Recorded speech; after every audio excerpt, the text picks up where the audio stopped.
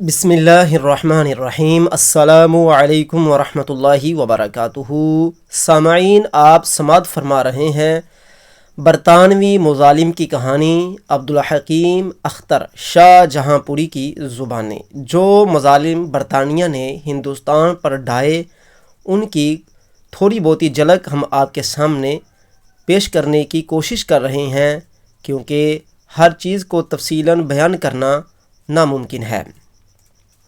سامعین، اس باب کے گزشتہ اوراق میں ہم نے متحدہ ہندوستان پر انگریزوں کے تسلط، لوٹ مار اور جنگ آزادی 1857 میں انہوں نے بربریت کے جو المناک مناظر پیش کیے ان کو بیان کیا، جس کی محض یہی وجہ ہے کہ ایک طرف انگریزوں کے مظالم پیش کیے جائیں اور دوسری طرف بعض صاحبان جبہ و دستار اور علم پیمبر کے امین کہلانے والوں کے اس مشعل راہ کتاب کے باب 4 میں ایسے بیانات و اعلانات بھی قارئین کے سامنے رکھے جائیں جن میں انہوں نے انگریز کو خار نہیں بلکہ پھول بتایا ہے، ظالم نہیں بلکہ عادل ٹھہرایا ہے، انہیں اپنا پشت پناہ اور حامی و ناصر سنایا ہے۔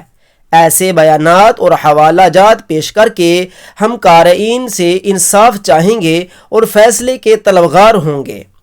سامعین، یہاں پر صاحب مصنف یہ کہنا چاہ رہے ہیں کہ ابھی ہم نے صفحہ 117 سے پیچھے جلد نمبر 1 ہے برطانوی مظالم کی کہانی، اس میں جو ابھی تک ہم نے مظالم بیان کیے ہیں یہ تو ایک طرف رہے۔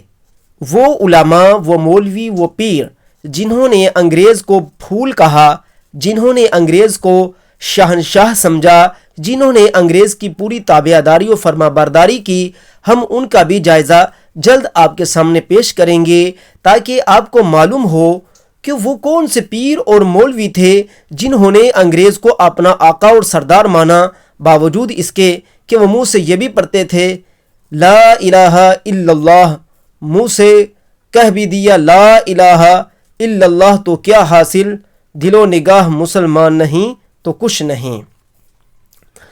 سامعین، علماء کرام اور جنگ آزادی، آخر میں چند ان علماء کرام کا ذکر خیر کرنا بھی مناسب معلوم ہوتا ہے جنہوں نے 1857 کی جنگ آزادی میں سرگرم حصہ لیا تھا۔ مولانا احمد اللہ شہید، جنہوں نے بریلی اور شاہ جہاں پور وغیرہ کے مارکوں میں انگریزوں کے نامی گرامی جرنیلوں کو بھی گھٹنے ٹیکنے پر مجبور کر دیا تھا اور حریت پسندوں میں یعنی کہ آزادی حاصل کرنے والوں کی روح میں ایک نئی جان پھونک کر اس علاقے سے انگریزوں کے قدم اخار دیے تھے۔ ان کی جنگی کارناموں کی ایک جھلک گزشتہ صفحات یا ہم نے گزشتہ ہماری گفتگو میں ہم نے بیان کر دی ہے، دکھائی جا چکی ہے۔ موصوف 1840 سے برطانوی اقتدار کے خاتمے، اسلامی حکومت کے قیام کی خاطر سرگرم عمل تھے۔ چنانچہ موصوف کے بارے میں مفتی انتظام اللہ شہابی یوں لکھتے ہیں: 1840 میں مولانا احمد اللہ شاہ دلاور جنگ بن محمد علی نواب چیپائن جے پور میں میر قربان علی گوالیار میں محراب شاہ قلندر سے بیعت جہاد کرتے ہوئے دلی گئے۔ یعنی کہ یہ مولانا احمد اللہ شاہ کا انہوں نے پورا نسب بیان کیا اور کہا ہے کہ وہ گوالیار میں محراب شاہ قلندر سے بیعت جہاد کرتے ہوئے دلی گئے تھے۔ کون گئے تھے؟ مولانا احمد اللہ شاہ صاحب۔ مفتی صدرالدین خان زردہ کے مشورہ سے آگرہ آئے۔ یاد رہے کہ یہ مفتی صدرالدین اس وقت ہندوستان کے سب سے بڑے قاضی تھے۔ مفتی انعام اللہ خان بہادر کے یہاں مقیم ہوئے، مجلس علماء کی تشکیل کی اور بیعت جہاد کا سلسلہ شروع کر دیا۔ یاد رہے یہ سنی بریلوی عالم تھے جن کا ابھی ہم نے ذکر کیا ہے، یہ باقاعدہ انگریزوں کے خلاف صف آرا رہے۔ احمد اللہ شاہ ان کا نام ہے، یہ گوالیار میں محراب شاہ قلندر سے بیعت تھے۔ مفتی صدرالدین خان زردہ کے حکم پر انہوں نے عمل کیا اور اس وقت باقاعدہ فتویٰ جہاد لے کر یہ عمل پیرا رہے۔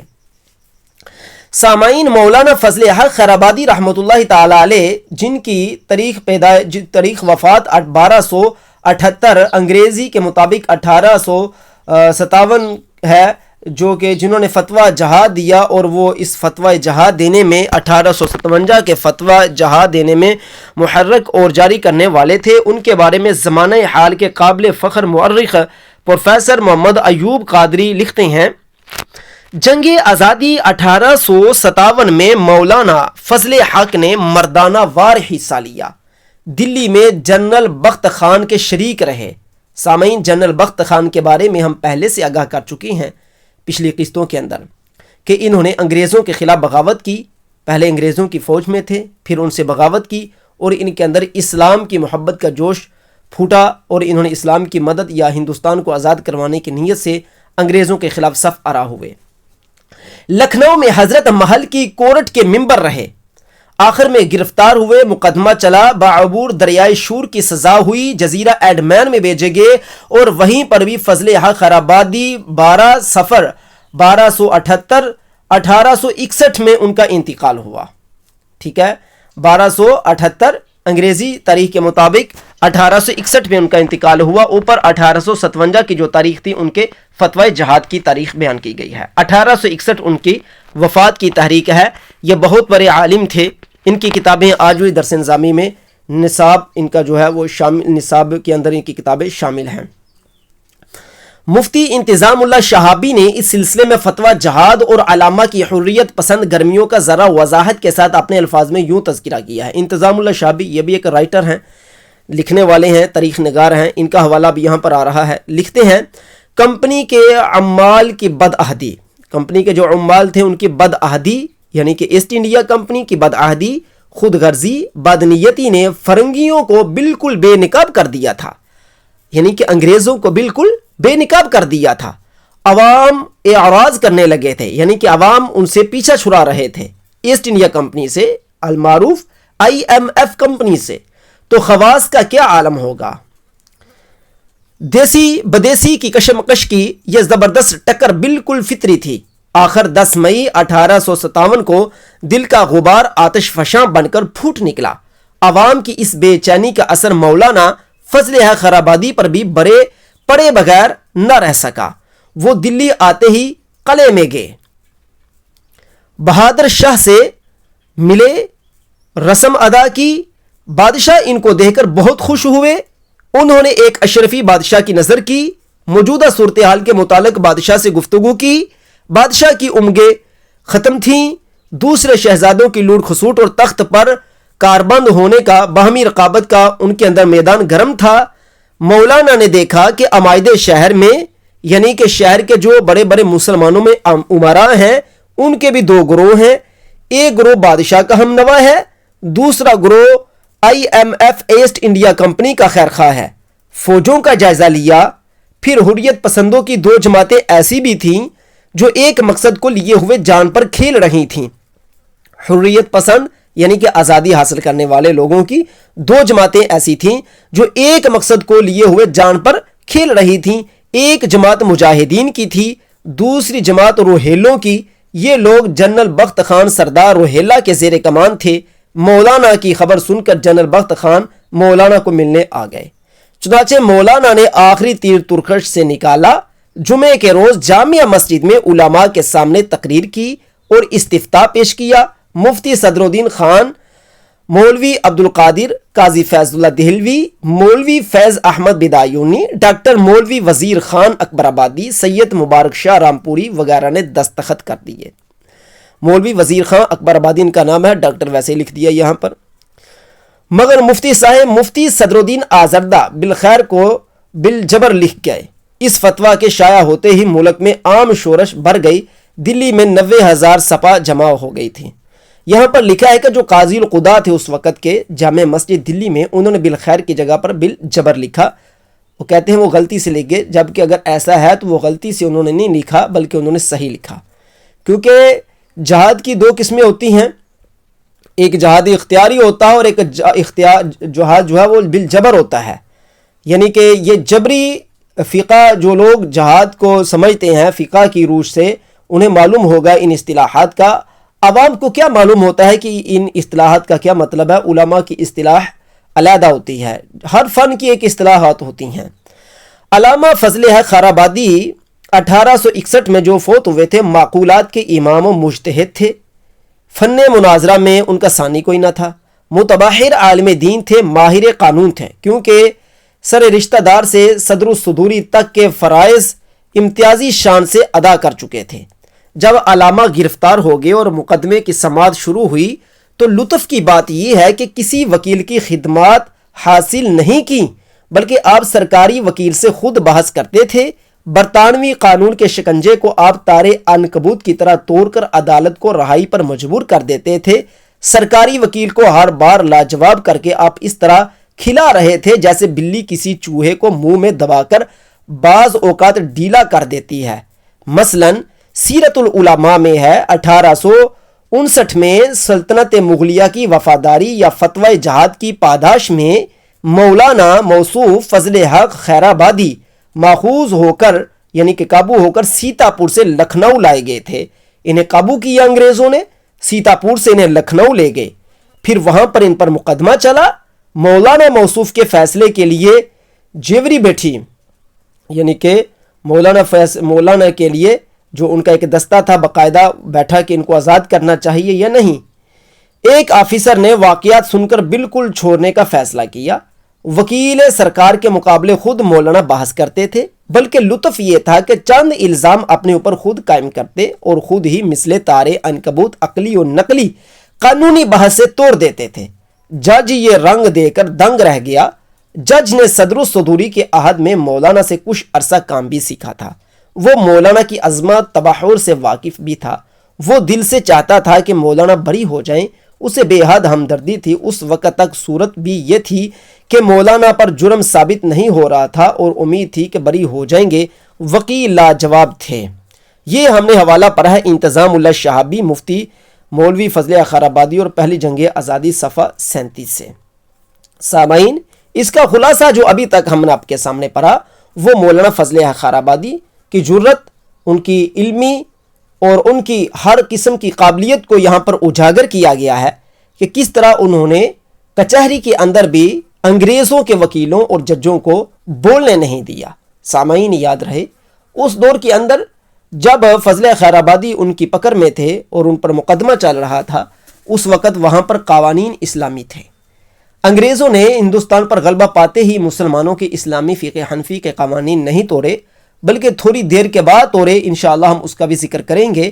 اور شروع میں انہوں نے مسلمانوں کے علماء کو پکڑ کر انہی سے کچھ نہ کچھ فقہ کے مسائل سیکھ کر انہی کے مطابق وہ ہندوستانیوں کے مسائل حل کیا کرتے تھے، لیکن آہستہ آہستہ انہوں نے پھر ان تمام مسائل کو چھوڑ دیا اور باقاعدہ اپنا قانون لاگو کر دیا، جس کو آگے چل کر ہم بیان کریں گے۔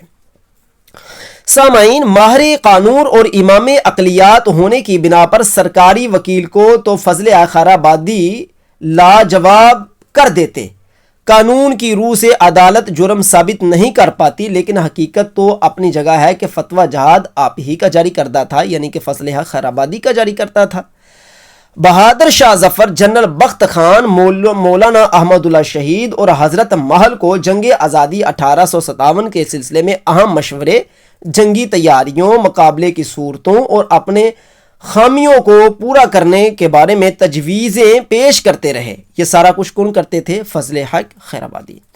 علماء کا جو بورڈ تشکیل دیا گیا تھا، جو جماعت بنوائی گئی تھی، اس میں آپ بھی شامل تھے۔ لکھنؤ سے دلی آتے ہوئے راستے میں شہروں اور دیہات میں انگریزوں کے خلاف جہاد کرنے کے لیے کمر بستہ ہو جانے کی تلقین کرتے ہوئے آئے تھے۔ اگر قانون کے ذریعے عدالت ان میں سے کسی امر کو بھی گواہوں کے ذریعے ثابت نہ کر سکی تو نہ صحیح، لیکن یہ حقیقت کہ فتویٰ جو تھا وہ فضل خیرآبادی کا تھا، یہ بدل نہیں سکتا تھا۔ اس حق پسندی اور صداقت کی داد کہاں تک دی جائے کہ قانون کو لاجواب کر دینے کے باوجود بری ہونے کے نزدیک پہنچ کر خود اعلان کرتے ہیں کہ فتویٰ میرا تھا، علماء نے میرے کہنے سے اس کی تصدیق و تائید کی تھی۔ اس اقرار کا نتیجہ صاف ظاہر تھا، لیکن علامہ نے ثابت کر دکھایا کہ میں نے قانون کے شکنجے کو توڑ دیا ہے، لیکن جس کام کو شریعت کا تقاضا سمجھ کر کیا ہے، آج اس کا اظہار نہ کر کے خدا کے اس انعام اور اپنے شرعی فریضے کی ادائیگی کا انکار کر کے عظیم اخروی سعادت سے خود کو محروم کیوں قرار دوں؟ علامہ کے اس تاریخی فیصلے نے انہیں اہل عزیمت کی صف میں امتیازی مقام پر کھڑا کر دیا۔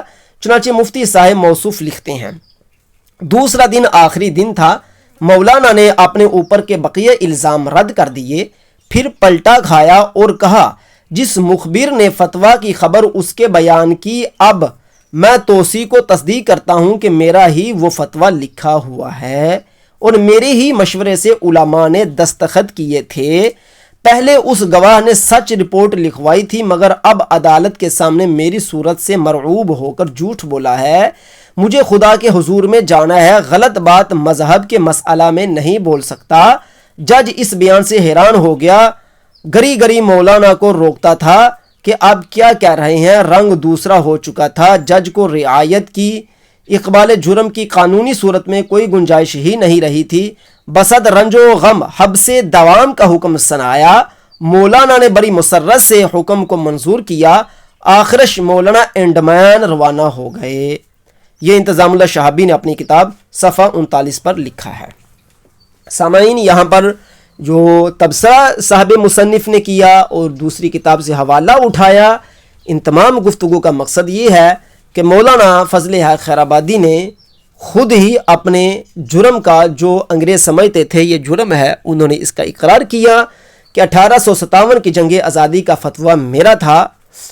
اب مولانا فضل حق خیر آبادی کے مقابلے میں ہے اسماعیل دہلوی۔ اسماعیل دہلوی جس کو دیوبند اور اہل حدیث اپنا پیشوا تسلیم کرتے ہیں۔ انشاءاللہ تعالی یہاں پر تو فضل حق خیر آبادی کے متعلق آپ نے سماعت فرما لیا کہ انہیں اب جزیرہ انڈمان میں حتمی سزا کے طور پر بھیج دیا گیا تھا۔ انگریزوں نے پکا فیصلہ کر لیا کہ ان کو ختم کر دیا جائے۔ جہاں تک اسماعیل دہلوی کا تعلق ہے، انگریزوں نے اسے سزا نہیں دی، اس کے بارے میں ہم باقاعدہ آگے چل کر بیان کریں گے کہ آخر کیا وجہ ہوئی کہ فضل حق خیر آبادی کو تو تختے پر لٹکنا پڑا اور اسماعیل دہلوی کو شہید قرار دیا گیا اور فضل حق خیر آبادی کا نام بھی ختم کر دیا گیا۔ خیر، مولانا کی اس عظیمت کی قدر اہل کمال ہی کر سکتے ہیں، یعنی فضل حق خیر آبادی کی اس عظیمت، اس ثابت قدمی کی، عظیمت کا مطلب ثابت قدم، اس ثابت قدمی کی قدر اہل کمال ہی کر سکتے ہیں۔ قانونی طور پر رہائی یقینی ہو چکی ہے۔ جس جرأت و استقلال سے فتویٰ جاری کیا، اسی عزم و استقامت سے تمام قانونی شکنجوں کو توڑ کر وکیل سرکار کو لاجواب کر کے خود اقرار کرتے ہیں۔ اس اقرار کے نتائج سامنے ہیں۔ قانونی سزا معلوم ہے، مگر دنیا کی زندگی میں ہر تکلیف اٹھانے اور ہر سخت سے سخت سزا بھگتنے کے لیے تیار ہو جاتے ہیں، اگرچہ دنیاوی راحتیں جواب بھی اپنی پوری رعنائیوں کے ساتھ قانونی رہائی کے پس پردہ علامہ کے استقبال کے لیے تیار کھڑی تھیں، آپ کی قدم بوسی کی منتظر تھیں، لیکن آفرین اس جرأت پر کہ ایسی رہائی اور دنیاوی تمام راحتوں کو اپنے استقرار سے ٹھکرا کر اپنے عظیم کارنامے فتوی جہاد کا جو حریت پسندوں کے لیے سورہ اسرافیل اور فرنگی اقتداء پر سائقہ تا خود اقرار کر لیتے ہیں۔ سامعین، اس گفتگو کو ہم چھوڑتے ہیں کیونکہ یہ مصنف کی طرف سے ایک بے تکا لمبا چوڑا تبصرہ ہوتا ہے، اس کو پڑھنے کا کوئی خاص مقصد اور فائدہ حاصل نہیں ہوتا۔ آگے چلتے ہیں۔ ہم کہتے ہیں کہ جب علامہ کو بعبور دریائے شور کی سزا دی گئی، جزیرہ انڈمان بھیجے گئے، تو اس شاہانہ زندگی گزارنے والے، ناز و نعم پلنے اور پروان چڑھنے والے کو دولت جس کی لونڈی تھی، ان کے ساتھ مولانا کو جب انڈمان میں خدمت بہت ذلیل و سپرد کی گئی تو بارکوں کی صفائی ان سے کروائی جاتی تھی۔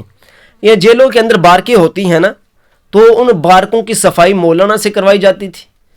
تو یہ بارکوں کی صفائی عام جتنے بھی جاتے ہیں کمزور طبقے کے جیلوں میں، ان سے یہ کروائی جاتی ہے۔ تو وہاں پر جو جزیرہ انڈمان میں جیل تھی انگریزوں کی، پہلے سے بھی وہاں پر جیل تھی، جو جیل وہاں پر سخت تھی، وہاں پر ان سے صفائی کروائی جاتی رہی ہے۔ مولانا فیض احمد بدایونی بھی 1857 کی جنگ آزادی میں مردانہ وار حصہ لینے والے علماء کرام میں سے ایک ہیں۔ موصوف کے بارے میں پروفیسر محمد ایوب لکھتے ہیں کہ مولانا فیض احمد مولوی عبدالقادر بدایونی بن مولانا فضل رسول کے پھپھی زاد بھائی اور بہنوئی تھے۔ مولانا فیض احمد نے جنگ آزادی 1857 میں مردانہ وار حصہ لیا۔ مولانا فیض احمد بدایونی کے متعلق دوسری جگہ موصوف نے یوں تفصیل وضاحت کی ہے کہ مولانا فیض احمد بدایونی جنگ آزادی 1857 کے نامور مجاہدین میں سے ہیں۔ مولوی رحمت اللہ کرانوی اور پادری فنڈر کے درمیان جو مناظرہ 10 اپریل 1854 کو آگرہ میں ہوا تھا، اس میں بھی مولانا فیض احمد بدایونی سرگرم تھے۔ مولانا اس زمانے میں وہاں بورڈ آف رینیو میں سر رشتہ دار تھے، یعنی کہ وہاں پر جو جماعت تھی علماء کی، ان میں سے ایک بہت بڑے نمائندے تھے۔ جب جنگ آزادی کا آغاز ہوا تو ڈاکٹر وزیر خان، پھر یہاں پر ان کے ساتھ ڈاکٹر لگا دیا، بھائی وہ ڈاکٹر شکٹر نہیں تھے، وزیر خان ان کا نام تھا۔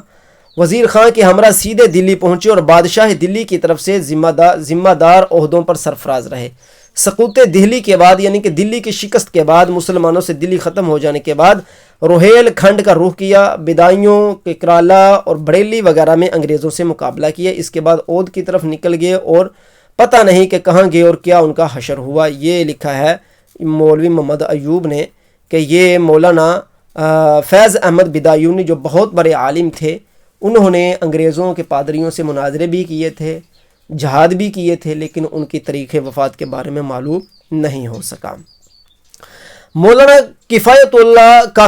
کفایت علی کافی مراد آبادی، جو اہل سنت و جماعت کے جید عالم دین اور سچے عاشق رسول تھے، سارے ہی سچے عاشق رسول تھے، جتنے مسلمان ہوتے ہیں سب سچے عاشق رسول ہوتے ہیں۔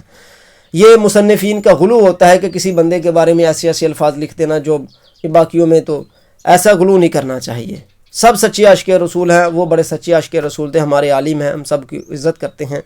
لیکن مصنفین، چونکہ یہ مولوی عبدالحکیم اختر شاہ جہاں پوری، یہ خود کہتے ہیں میں کوئی عالم تو تھا نہیں، چلیں خیر، انہوں نے بھی 1857 میں پوری سرگرمی اور جوش و خروش کے ساتھ حصہ لیا تھا۔ اسی جرم کی پاداش میں مولانا کفایت گرفتار ہوئے، سزائے موت کا ان کو حکم سنا دیا گیا، پھانسی دی گئی۔ پروفیسر موصوف نے آپ کے کارناموں کا یوں اعتراف کیا، کہتے ہیں کہ مولانا کفایت علی نام، کافی تخلص تھا ان کا۔ کفایت علی ان کا نام تھا اور کافی ان کا تخلص تھا۔ مراد آباد کے رہنے والے تھے۔ تحصیل علم کے لیے بدایوں، رامپور، لکھنؤ میں گئے تھے۔ مفتی ظہور اللہ لکھنوی کے وہ شاگرد تھے۔ جنگ آزادی 1857 میں مردانہ وار انہوں نے حصہ لیا۔ مراد آباد کے صدر الشریعہ بنائے گئے تھے، یعنی کہ یہ ایک ان کو حکومتی عہدہ دیا گیا تھا اسلامی حکومتوں کی طرف سے، صدر الشریعہ کا۔ مراد آباد پر جب انگریزوں کا قبضہ ہو گیا تو مئی 1858 میں ان کو پھانسی دی گئی تھی۔ انا للہ و انا الیہ راجعون۔ ان کی شاعری بڑی باکمال ہے، نتیہ دیوان ان کے موجود ہیں، آج بھی ان کے نتیہ دیوان لوگوں کی زبانوں پر عام ہیں، اور سچ یہ ہے کہ یہ عاشقوں کے بھی سردار ان کو کہنا چاہیے۔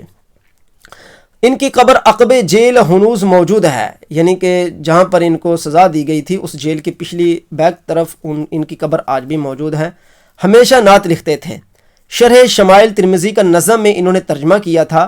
مولانا کفایت علی کافی کے ہاتھ کا تحریر کردہ شمائل ترمذی کا پہلا مسودہ، یہ جو مصنف گفتگو لکھ رہا ہے، تاریخ لکھ رہا ہے، اس کے پاس موجود ہے، یعنی کہ اس کے پاس مولوی محمد ایوب قادری کے پاس۔ مولوی محمد ایوب قادری لکھ رہا ہے کہ مولانا کفایت علی کافی رحمۃ اللہ تعالی علیہ کو انگریزوں نے پھانسی دے دی تھی۔ انا للہ و انا الیہ راجعون۔ مفتی صدر الدین خان آزردہ المتوفی 1870 دلی میں صدر الصدوری کے عہدے پر فائز تھے۔ یہ صدر الصدور کے عہدے پر فائز تھے، یعنی قاضی القضاۃ تھے، بہت بڑے حکومتی عہدے پر تھے۔ 1857 میں فتاوی جہاد کی تصدیق و تائید کی اور آپ کی وجہ سے اس فتوے کی خوب نشر و اشاعت ہوئی۔ جب حریت پسند ناکام رہے، یعنی کہ آزادی حاصل کرنے والے یا مجاہدین کہہ لے، وہ ناکام رہے اور فرنگی انگریز دوبارہ غالب آئے، تو انہوں نے موصوف کے ساتھ جو سلوک کیا وہ سنیے۔ کہتے ہیں جی 1857 میں غدر کے زمانے میں، یعنی کہ فسادات کے زمانے میں، فتاوی جہاد کے اتہام میں منصب اور جائیداد منقولہ غیر منقولہ ان سے چھین لی گئی تھی۔ ظاہر انگریزوں کے تسلط میں جو چیز آتی ہے وہ سب کی پھر انہی کی ہوتی جاتی ہے، چھیننے کا کیا مطلب ہے؟ جب شکست ہو گئی تھی، جیسے بھی ہوئی، مسلمانوں کو سب کچھ انگریزوں کا ہو گیا بھائی، وہ اگر صدر الصدور مولانا صدر الدین خان آزردہ سے وہ سب کچھ چھین لے گیا ہے، تو پھر کیا ہوا؟ بڑے بڑے علماء کو شہید کیا جاتا رہا ہے۔ انا للہ و انا الیہ راجعون۔ میں یہاں پر یہ نہیں کہہ رہا کہ ٹھیک ہوا، میں یہ کہہ رہا ہوں کہ یہ ایک طریقہ قانون، یہ انگریز ہو یا کوئی بھی ہو، یہ ایک طریقہ ہے کہ جب کسی علاقے پر کوئی غالب آ جاتا ہے تو سب کچھ بھی وہ ہی چھین کر لے جاتا نا۔ باقی انگریزوں نے جس طریقے سے غلبہ کیا ہے وہ بالکل ایک چوروں اور ڈکیٹوں کا طریقہ ہے۔ وہ کوئی بھی وہ میں سمجھتا ہوں کہ انگریزوں نے جس طرح ہندوستان پر غلبہ کیا ہے، یہ کوئی انہوں نے جہاد کر کے یا جنگ کر کے جس کو آپ کہہ سکتے ہیں یا وار کر کے انہوں نے یہ کوئی غلبہ حاصل نہیں کیا، یہ تو مکر و فریب سے غلبہ حاصل کیا ہوا ہے۔ تو یہ تو انگریزوں کو ایک نہ ایک دن واپس ان کو بھی یہ بھگتنا پڑے گا جس طرح انہوں نے کیا۔ یہ کوئی ہندوستان جو ان کے قبضے میں گیا، یہ کوئی باقاعدہ جنگی منصوبے کے تحت نہیں گیا ہوا، یہ تو ایک مکر و فریب کے تحت کیا ہوا ہے۔ کہتے ہیں کہ چند مہینے نظر بند بھی رہے۔ کون؟ صدور مفتی خان آزردہ صاحب تحقیقات کے بعد رہا ہوئے۔ جائیداد غیر منقولہ واپس مل گئی اور جائیداد منقولہ جو نیلام ہو چکی تھی، یعنی کہ انگریزوں نے اس کو آگے بیچ دیا تھا۔ چلے صدور قاضی القضاۃ تو بچ گئے، باقی فضل آخر آبادی کو بھی انہوں نے پھٹے لٹکا دیا اور مولانا کفایت اللہ کافی کو بھی پھٹے لٹکا دیا، اور دیگر علماء جو تھے جن کا بھی ہم نے ذکر کیا اہل سنت و جماعت کے، ان سب کو انہوں نے پھٹے لٹکا دیا۔ صرف ابھی ایک ہی بچے ہیں، پتہ نہیں یہ کیسے بچے یا ان کے بارے میں غلط ہی نہ لکھ دیا گیا ہو، واللہ تعالی عالم و رسولہ اعلم۔ کہتے ہیں مفتی صاحب موصوف کے بارے میں یوں پروفیسر محمد ایوب قادری آگے چل کر وضاحت کرتا ہے۔ محمد ایوب قادری پروفیسر لکھتا ہے، جنگ آزادی 1857 میں فتویٰ جہاد پر دستخط مولانا مفتی آزردہ خان صاحب نے کیے تھے، اس کی وجہ سے گرفتاری ان کی ہوئی، عزل منصب ہوئے اور ضبطی جائیداد کی نوبت ان کو پہنچی، یعنی کہ ان کی جائیداد ضبط کر لی گئی۔ چند ماہ کے بعد ان کو رہائی مل گئی، نصف جائیداد ان کی ہاتھ سے نکل گئی۔ 3 لاکھ روپے کی مالیت کا کتب خانہ 1857 میں انگریزوں نے چھین لیا تھا۔ اس وقت 3 لاکھ روپے کی مالیت کا تھا، تو آج حساب کر لیں۔ اس کے حصول کے لیے لارڈ لارنس کے پاس لاہور پہنچے مگر کچھ حاصل نہ ہوا، یعنی اب انگریزوں کے ہاں آنے لگے ہیں صدور صاحب مسلمانوں کے، لیکن انگریزوں کے پاس وہ انگریز لائبریری پر قبضہ کر چکے تھے بھائی، انہوں نے کیا ان کو واپس کرنا تھا؟ انگریز مسلمانوں کی کتابوں کے بڑے دشمن تھے، تو وہ قبضہ کر چکے تھے۔ یہ پروفیسر محمد ایوب قادری اپنی کتاب میں لکھ رہا ہے، کہتا ہے کہ مفتی عنایت احمد کاکوروی المتوفی 1863 یہ بھی جنگ آزادی میں شامل رہے ہیں۔ مفتی عنایت احمد کاکوروی، ان کا علم و سیغہ کے نام سے کوئی کتاب ہے، میرا خیال ہے وہ بھی درس نظامی میں شامل ہے۔ 1857 میں انگریزوں کے خلاف مردانہ وار لڑے، فتویٰ جہاد کی تشہیر کی، لوگوں کو انگریزوں کے خلاف خوب ابھارتے رہے، کالے پانی کی انہیں سزا ملی اور جزیرہ انڈمان میں بھیجے گئے۔ مفتی صاحب کے بارے میں قادری صاحب ضمناً لکھتے ہیں، مفتی لطف اللہ ولد شیخ اسد اللہ 15 برس کی عمر کے بعد مفتی عنایت احمد کاکوروی کی خدمت میں حاضر ہوئے۔ مفتی عنایت احمد کاکوروی اس زمانے میں مفتی و منصب تھے، مفتی و منصف تھے، یعنی کہ فیصلے کیا کرتے تھے، جج تھے۔ عہدہ افتاء کے ساتھ مفتی عنایت احمد صاحب سلسلہ درس و تدریس بھی جاری رکھتے تھے۔ جب مفتی عنایت احمد صاحب کا تبادلہ بحیثیت صدر امین علی گڑھ سے بریلی ہوا تو مولوی لطف اللہ صاحب بھی مفتی صاحب کے ساتھ ہی پہنچے، وہاں جملہ کتب درسیہ کی تحصیل سے فراغت حاصل کی۔ بعد فراغ مفتی صاحب نے اپنے ہی اجلاس کا سر رشتہ دار مقرر کر لیا۔ اسی زمانے میں جنگ آزادی 1857 کا ہنگامہ ہو گیا۔ جب مفتی عنایت احمد انڈمان سے واپس آئے تو مدرسہ فیض عام کانپور میں انہوں نے مولوی لطف اللہ صاحب کو مدرس دوم رکھ لیا، پھر مدرس اول ہو گئے۔ مفتی عنایت احمد کاکوروی بریلی میں خان بہادر خان کے مشیر جنرل بخت خان کے ہمراہ رہے تھے۔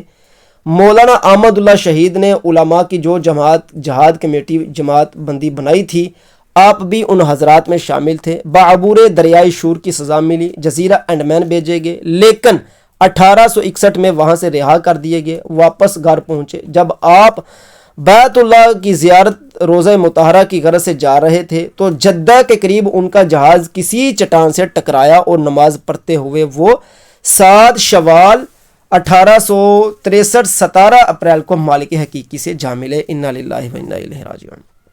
یعنی کہ یہاں پر ہم نے اہل سنت و جماعت کے جید عالم مفتی عنایت احمد کاکوروی ان کے بارے میں بیان کیا ہے، ٹھیک ہے، کہ انہیں بھی انگریزوں نے جزیرہ انڈمان میں ڈال دیا تھا، لیکن وہاں سے وہ رہا ہوئے، کیسے ہوئے اللہ جانتا ہے، لیکن بالآخر سفر حج کے دوران وہ شہید ہو گئے۔ آگے چلیے، مولانا رسول بخش کاکوروی شروع میں نواب واجد علی شاہ، یہ نواب واجد علی شاہ جو تھا سید، یہ والی اودھ کی فوج میں ملازم تھے، یعنی کہ یہ اودھ کا جو والی تھا اس کا نام تھا واجد علی، اس کی فوج میں مولانا رسول بخش کاکوروی ملازم تھے۔ 1857 کی جنگ آزادی کے موقع پر آپ نے کاکوروی اور اس کے نواح میں تقریریں کر کے انگریزوں کے خلاف ایک لشکر جرار تیار کر لیا تھا۔ اودھ کے فوجیوں کا کافی حصہ آپ کے جھنڈے تلے آ کر جمع ہو گیا تھا۔ تیاریاں جب مکمل ہو گئیں اور حملے کی تجویزیں کی جا رہی تھیں تو انگریزوں نے اس عظیم مجاہد کو اس کے 17 ساتھیوں سمیت گرفتار کر لیا اور شاہ پیر محمد کے ٹیلے پر ان جملہ مجاہدین جنگ آزادی کو پھانسی پر لٹکا دیا۔ انا للہ و انا الیہ راجعون۔ یعنی کہ ظاہر ہے کہ ناقص حکمت عملی ہے نا۔ مولانا رسول بخش اللہ تعالیٰ ان کے درجات بلند فرمائے، علماء نے کافی کردار ادا کیا 1857 جنگ آزادی میں، اور انگریزوں کے خلاف ان کے اندر کوٹ کوٹ پر بغض دشمنی بڑی ہوئی تھی، تو یہ مسلمانوں میں ہونی لازمی ہے، وگرنہ ایمان نہیں بچتا۔ لیکن بالآخر یہ ہے کہ ان کو بھی انگریزوں نے وہاں پر ہی پھانسی پر لٹکا کر شہید کر دیا تھا۔ انا للہ و انا الیہ راجعون۔ ان کا نام کیا ہے؟ مولانا رسول بخش کاکوروی۔ آگے چلیے، مولانا رضا علی خان بریلوی، احمد رضا خان بریلوی، فاضل بریلوی جنہیں اعلیٰ حضرت کہا جاتا، ان کے دادا ہیں۔ یہ کہتے ہیں 1857 کی جنگ آزادی کے وقت ان کی عمر 48 سال ہو چکی تھی۔ آپ خان بہادر خان کے نہ صرف مشیر بلکہ سرپرست بن کر رہے۔ جنرل بخت خان کی ہدایات کے بموجب خان بہادر خان کبھی مولانا رضا علی خان کی ہدایت کے بغیر کوئی قدم نہیں اٹھاتے تھے۔ موصوف کا وصال 1865 میں ہوا۔ انا للہ و انا الیہ راجعون۔ یعنی کہ کہہ رہے ہیں کہ فاضل بریلوی کے جو دادا جی تھے یہ کن کے ساتھ تھے جنگ آزادی میں؟ خان بہادر خان کے ساتھ اور جنرل بخت خان کے ساتھ تھے، ان دونوں کے ساتھ تھے۔ اور آپ کو ہم پہلے بتا چکے ہیں کہ خان بہادر خان اور جنرل بخت خان یہ بہت بڑے ایک عظیم سپہ سالار تھے جنگ آزادی میں جو انگریزوں کے خلاف لڑ رہے تھے۔ سمجھ لیں کہ یہ تھم تھے اس وقت، ان کی شکست مسلمانوں کی شکست تھی۔ مولانا نقی علی خان یہ اعلیٰ حضرت کے والد صاحب ہیں۔ 1880 میں ان کا وصال ہے۔ ابن مولانا رضا علی خان، یعنی کہ ان کے باپ کا نام رضا ہے، جن کا بھی ہم نے ذکر کیا ہے۔ کہتے ہیں جنگ آزادی 1857 کے وقت آپ خان بہادر خان کے دستے راست بن کر رہے، یعنی کہ یہ بھی خان بہادر خان کے ساتھ تھے۔ جنرل بخت خان اور مولانا احمد اللہ شہید نے علماء کی جو جماعت، جہاد کی جماعت بنائی تھی نا، شورا جہاد کی جو شورا تھی اس کے نگران تھے یہ بھی۔ اس میں مولانا فضل خیر آبادی، مفتی عنایت احمد کاکوروی، مولانا رضا علی خان، یہ سارے علماء سر فہرست تھے۔ مولانا نقی علی خان بریلوی کی ڈیوٹی مجاہدین کے لیے رسد کا انتظام کرنا تھا، یعنی کہ مجاہدین کو کھانا پانی ان کے ساز و سامان کا پہنچانا یہ اعلیٰ حضرت کے والد کے ذمہ تھا۔ یہاں سے یہ ثابت ہوا کہ اعلیٰ حضرت کے والد اور اعلیٰ حضرت کے جو دادا تھے یہ 1857 کی جنگ میں شامل رہے ہیں۔ یہ جو مولانا احمد اللہ شہید جو سب سے بڑے مجاہد تھے 1857 کی جنگ کے، انہوں نے ایک جہاد کے لیے جماعت بنائی تھی، شورا کی جماعت۔ اس میں نقی علی خان بھی شامل تھے، اس میں فضل خیر آبادی بھی شامل تھے، اس میں عنایت احمد کاکوروی بھی شامل تھے، اور اسی میں ہی اعلیٰ حضرت کے باپ دادا سبھی شامل تھے۔ آگے کہتے ہیں مولانا وہاج الدین مراد آبادی نے اپنے علاقے مراد آباد میں امیر المجاہدین اور مولانا کفایت علی کافی رامپوری ان کے دستے راست تھے، یعنی کہ مولانا وہاج الدین مراد آبادی یہ کن کے دستے راست تھے؟ کفایت علی کافی رامپوری کے۔ کفایت علی کافی رامپوری جن کا ہم نے ابھی اوپر ذکر کیا ہے، پیچھے ابھی ان کا ذکر گزرا ہے کہ انہیں شہید کر دیا گیا تھا۔ ان بزرگوں نے مراد آباد سے انگریزی تسلط کا خاتمہ کر دیا تھا۔ مولانا وہاج الدین جنرل بخت خان اور صوبیدار بریلی خان بہادر خان سے مکمل رابطہ رکھا ہوا تھا۔ شہزادہ فیروز شاہ کی معیت میں مراد آباد کے آخری مارکے میں شکست کھائی، روپوشی کی حالت میں انگریزوں کے ہاتھوں شہید ہوئے۔ انا للہ و انا الیہ راجعون۔ یعنی مولانا وہاج الدین اہل سنت کے عالم ہیں مولانا وحاج الدین، کفایت علی کافی کے ساتھ مل کر کافروں کے ساتھ لڑتے رہے، اور بالآخر یہ جنرل بخت خان کے ساتھ بھی شامل رہے، خان بہادر خان کے ساتھ بھی یہ شامل تھے، شہزادہ فیروز شاہ کے ساتھ یہ شامل تھے۔ شہزادہ فیروز شاہ جس کا ذکر ہم پیچھے کر چکے ہیں کہ وہ ایک ہی شہزادہ مغلیہ سے بچا اور وہ انگریزوں کے خلاف لڑا، لیکن یہ تو فیروز شاہ تو بھاگ گیا تھا یا چلے گئے تھے، اپنی جان بچا لی تھی انہوں نے، لیکن وحاج الدین انگریزوں کے قابو آ گئے اور انہوں نے ان کو شہید کر دیا۔ انا للہ و انا الیہ راجعون۔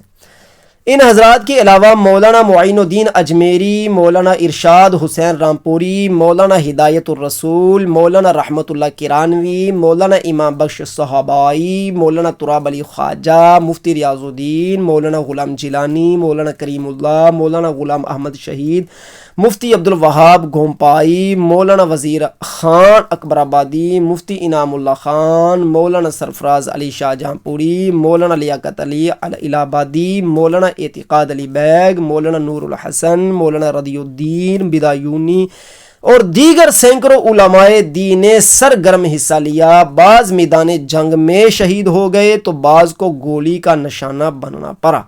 کتنے ہی تھے علماء جو پھانسی پر لٹکائے گئے اور کتنے ہی جو حضرات تھے انہیں عبور دریائے شور جزیرہ اینڈمان میں لے جا کر سزائیں دی گئی تھیں۔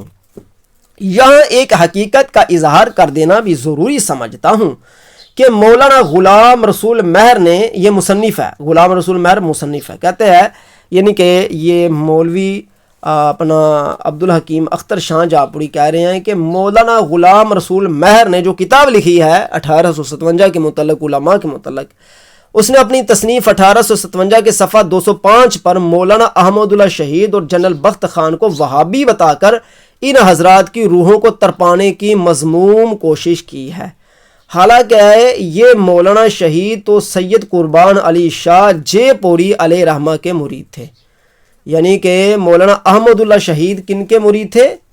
سید قربان علی شاہ جے پوری کے، اور خرقہ خلافت آپ نے پیر مہراب شاہ قلندر گوالیاری رحمۃ اللہ تعالی علیہ سے پایا تھا۔ جبکہ علامہ فضل خیر آبادی دلی پہنچے تو جنرل بخت خان ان سے خود ملنے آئے تھے۔ جنرل بخت خان کے قلب، دل، دماغ میں اگر وہابیت کا ادنا شائبہ بھی ہوتا تو علامہ فضل حق خیر آبادی جیسے دشمن خارجیت و وہابیت سے ملنا کب گوارا کیا جا سکتا تھا؟ بلکہ دلی میں وہابی علماء بھی موجود تھے، لیکن کوئی ثبوت نہیں ملتا کہ بخت خان یعنی کہ جنرل بخت خان، جنرل تو انگریزوں نے نام لقب دیا تھا نا، وہ سپہ سالار تھے، بعد میں مسلمانوں کے بن گئے تھے، بخت خان ان کے پاس گئے ہوں یا وہ حضرات خود آئے ہوں اور اپنی حمایت کا یقین دلایا ہو، ان سب باتوں پر ترا یہ کہ مولانا احمد اللہ شہید اور جنرل بخت خان نے جو علماء کی مجلس شورا بنائی تھی اس کے سرخیل علامہ فضل حق خیر آبادی جو 1861 میں شہید ہوئے وہ تھے، مفتی عنایت احمد کاکوروی جو 1863 میں چل بسے وہ تھے، مولانا رضا علی خان 1865 میں جو چل بسے وہ تھے، مولانا فیض احمد بدایونی 1857 میں جو تھے وہ تھے۔ اگر یہ حضرات وہابی ہوتے تو جہاد کمیٹی کے یعنی کہ جہاد کی جو جماعت شورا بنائی گئی تھی اس کے سربراہ علماء اہل سنت کیوں بنائے جاتے؟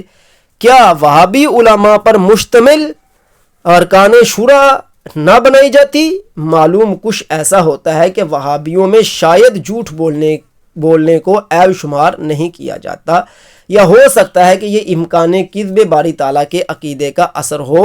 جب وہ اپنے معبود کو جھوٹا مانتے ہیں تو خود جھوٹ سے کیوں پرہیز کریں؟ ہو سکتا ہے کہ مولانا غلام رسول مہر جیسے باری برکب مورخ نے اسی وجہ سے یہ پہاڑ جتنا جھوٹ بولنا کوئی عیب یا تاریخ پر ظلم شمار نہ کیا ہو۔ یعنی مطلب یہ ہے کہ ساری گفتگو کا خلاصہ یہ ہے کہ مولانا غلام رسول مہر نے کتاب لکھی 1857 کے متعلق، اس نے اپنے ساتھ مولانا تو لکھوا لیا لیکن اس نے عدل کا قلم جو ہے وہ چھوڑ کر ظلم کا قلم اٹھایا۔ اس نے یہ ثابت کیا کہ جی مولانا احمد اللہ شہید اور جنرل بخت خان یہ دونوں وہابی تھے۔ آگے چل کر عبدالحکیم اختر شاہ جہاں پوری ثابت کر رہے ہیں کہ اگر وہ وہابی تھے تو بھائی جتنی بھی اس وقت 1857 میں جہاد کمیٹی جو مجلس شورا بنی تھی وہ تو ساری علماء اہل سنت کی تھی ہیں. فضل خیر آبادی نے تو باقاعدہ اسماعیل دہلوی کے خلاف وہابیوں کے خلاف کتابیں لکھی ہوئی تھیں. تو یہ کیسے ممکن تھا کہ ایک ہی کمیٹی میں وہابی اور سنی جمع ہو جاتے؟ لہٰذا یہ غلام رسول مہر کا کہنا غلط ہے، کیونکہ اہل حدیث یا وہابی وہ 1857 کی جنگ میں شامل نہیں ہوئے تھے. یہ یہاں پر یہ کہنا چاہ رہے ہیں. آگے کہتے ہیں ایک تاریخی مغالطے کا حل. اسی سلسلے میں ایک اور تاریخی مغالطے کا ازالہ بھی از حد ضروری نظر آتا ہے. وہ یہ کہ بعض علماء کے بارے میں 1857 سے 1947 تک یہی بتایا جا رہا تھا کہ انہوں نے خود یہی کہا کہ ہم برٹش گورنمنٹ کے ہرگز خلاف نہیں.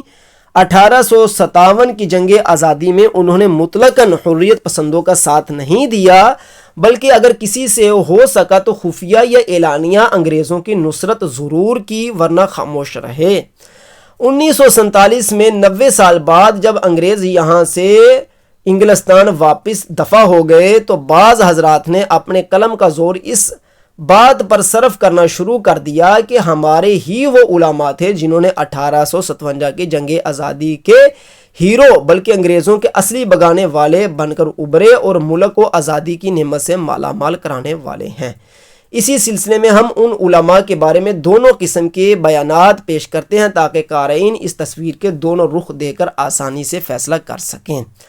سامعین، یہاں پر مصنف جو ہے وہ کہنا یہ چاہ رہا ہے کہ 1857 سے لے کر سن 1947 تک اہل سنت بریلویوں کے علاوہ جتنی بھی جماعتیں ہیں، ان کے جتنے مولانا علماء ہیں، ان کی کتابیں ہم اس دور کی اٹھائیں تو اس کے اندر صاف لکھا ہے کہ ہم برٹش گورنمنٹ کے خلاف نہیں ہیں، یا ہم ان کے خلاف کوئی اگر قدم نہیں اٹھا رہے تو ہم خاموشی اختیار کرتے ہیں.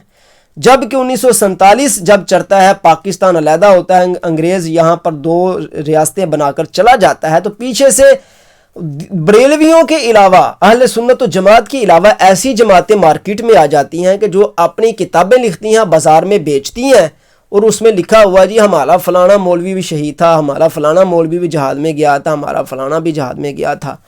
تو وہ کہہ رہے ہیں ہم اس بات کا باقاعدہ حوالہ جات سے رد کریں گے کہ یہ جھوٹ ہے، یہ بعد میں باتیں لکھی گئی ہیں. آئیے سب سے پہلے بات آتی ہے مولانا رشید احمد گنگوہی کی. کہتے ہیں مولانا رشید احمد گنگوہی 6 ذی قعدہ 1829 میں گنگو ضلع سہارنپور میں پیدا ہوا. باپ کا نام شیخ ہدایت احمد ولد پیر بخش ہے. حضرت حاجی امداد اللہ کے مرید ہوئے. جنگ آزادی 1857 میں مارکہ شاملی میں شریک ہوئے، جس کے نتیجے میں 6 ماہ قید و بند کے شدید مصیبتیں انہیں ملیں یا جھیلنا پڑیں. دارالعلوم اسلامیہ دیوبند کے بانیوں اور سرپرستوں میں رہے. 1905 میں ان کا انتقال ہوا. یہ بات کس نے لکھی ہے؟ یہ بات لکھی ہے مولوی محمد ایوب قادری نے. ایوب قادری نے یہ کیا بات لکھی؟ اس نے کہا ہے کہ بھائی مولانا رشید احمد گنگوہی جو دیوبندیوں کے سب سے بڑے پیشوا ہیں، اس کا نام رشید احمد گنگوہی جو تھا، ان کا نام تھا پیر بخش. نام رکھنا تو تقویت اچھا، یہاں پر وہ یہ بات کر رہے ہیں کہ ان کے والد کا نام پیر بخش ہے، یعنی کہ گنگو ضلع سہارنپور میں یہ مولانا رشید احمد گنگوہی پیدا ہوئے تھے. ان کے باپ کا نام شیخ ہدایت احمد ولد پیر بخش ہے، یعنی کہ دادے کا نام پیر بخش ہے. مولانا رشید احمد گنگوہی کے دادا کا نام پیر بخش ہے. تو نیچے مصنف تبصرہ کر رہا ہے، کہتا ہے کہ پیر بخش نام رکھنا تو تقویت الایمان جو دیوبندی اسماعیل دہلوی نے کتاب لکھی تھی، فتاوی رشیدیہ اور بہشتی زیور حصہ اول وغیرہ کتابوں میں شرک لکھا ہے. یہ فقہی مسئلہ تو علماء دیوبندی ہی حل فرما سکتے ہیں کہ دادا جان کے مشرک ہونے سے اولاد کے نسب میں تو کوئی فرق نہ آئے گا. یعنی کہ یہ انہوں نے چٹکلا لگایا ہے یہاں پر کہ بھائی پیر بخش نام رکھنا تو شرک بنتا ہے، تو پھر تو مولانا رشید احمد گنگوہی کے دادا جی کیا ہوئے، مشرک ہوئے یا مسلمان؟ یہ تو خود دیوبند کے علماء ہی فیصلہ کر سکتے ہیں. خیر، ہم صاحب مصنف کی کتاب پڑھ رہے ہیں، آپ کو سنا رہے ہیں، آپ سماعت کر رہے ہیں. آگے کہتے ہیں کہ حضرت حاجی امداد اللہ، یہ مہاجر مکی جو تھے، ان کے مرید تھے. کون مرید تھے؟ مولانا رشید احمد گنگوہی صاحب ان کے مرید تھے. ان کے بارے میں لکھا یہ جنگ 1857 میں شامل ہوئے اور 6 ماہ ان کو سزائیں ہوتی رہی ہیں۔ اب ذرا آگے چلیے، کہتے ہیں مدرسہ مظاہر العلوم سہارنپور کے پہلے صدر مدرس اور شیخ الحدیث مولانا محمد مظہر نانتوی 1885 کے بارے میں پروفیسر محمد ایوب قادری لکھتا ہے کہ مولوی محمد مظہر نانتوی بن حافظ لطف علی 1823 میں نانوتا میں پیدا ہوا۔